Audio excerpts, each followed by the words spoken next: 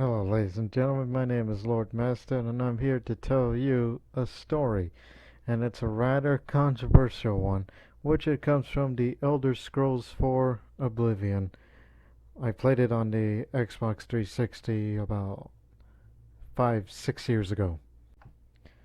I know some of you have done this quest, which is a Daedra quest called Molag Bal, which is the name of that shrine that you see on this picture. A silly looking one at that. Um, it's about that you have to get this guy named Melis Petilius, if I pronounce his name correctly, um, in Brendel home, is to get him to attack and kill you with Molag's cursed mace. And then after that, you'll be resurrected by Molag Bal and receive the mace of Molag Bal. And of course, there are people who record gameplay or walkthroughs uh, when they did their quest, but I will tell you my story of it, uh, my interpretation of this. In other words, some of that dialogue is going to be improvised by me because I can't remember every single thing that I've said between me and that guy. What the hell's his name? Melis Petilius, right. I gotta keep it up, so let's begin. This man is Melis Petilius, an imperial champion. His wife, Vina Petilius, died, and now he spends time every day at her grave, which is a short way east of his house. While I was on this associated quest, the townspeople in Brennholm would tell me a sad story of how he used to be a paladin, help anyone in need, a good Samaritan, you could say, defeating a horde of goblins, single-handedly cleansing a nest of minotaurs. But one time while he was off fighting, his wife suddenly died of fever, and he has never forgiven himself for not being with her when she died. And as a result, he has sworn an oath to never raise a weapon again. Unfortunately, his good deeds and honorable nature have offended one of the Daedric princesses, Molag Bal, who is determined that he should give in to temptation. So you could say he was a sad imperial person, sad human being at that, until L0rdMasta came in. And now, as I was on my way to do this quest, as orders by Molag Bal to, you know, to get this guy to fight me, even though when I arrived at this modest house that you can see in this picture here, it was late at night. He was already in the house. Of course, he was in mourning. And I said, "Hey, how you doing?" He says, "I would prefer you to leave, friend, please." and then he would also say, "I would ask you not to bother me, especially in this place," because he's mourning on the loss of his wife. And I'm like, "So what happened to your wife?" And he's like, "Please, I do not wish to speak of her. My wife is buried here. I only wish to visit her grave in peace. It's a sacred place to me." Because, she was his wife, and he would not speak of it. You know, personal thing. And then I whacked this guy with a cursed mace. I'm like, "Fight me!" And he swore not to raise a weapon because, he's taken a vow. Um, and then I didn't realize that I have to do it at his grave, his wife's grave. So I just wait outside for about a couple hours till 10 a.m. Between 10 a.m. to noon is when he makes a visit, and then I had this idea, which I believe it's probably going to be, when I said at that time, the most despicable act I ever done. As Melis Petilius visits his wife's grave during the visiting hours between 10 a.m. and noon, and then the objective I had to do was to drop this cursed mace, which I wasn't supposed to hit him with in the first place, but at least I did in his house, which he refused to fight me.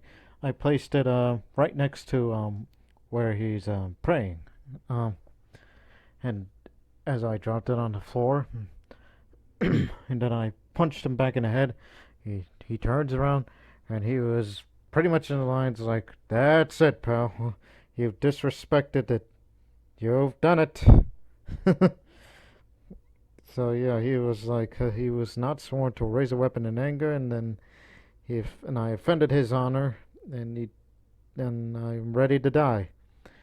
But that's part of the objective. I have to get killed by him when he kills me with the cursed mace. But I ran to the nearest woods. Um, since I have high athletics skill, I ran really fast, which gave him a sweet time for him to chase me. And by the time he's next to me, then I raced back to his wife's grave, and then I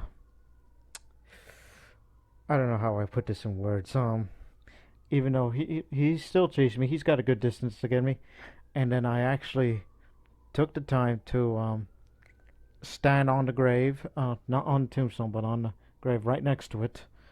Then I pressed the crouch button, toggle crouch button, up and down.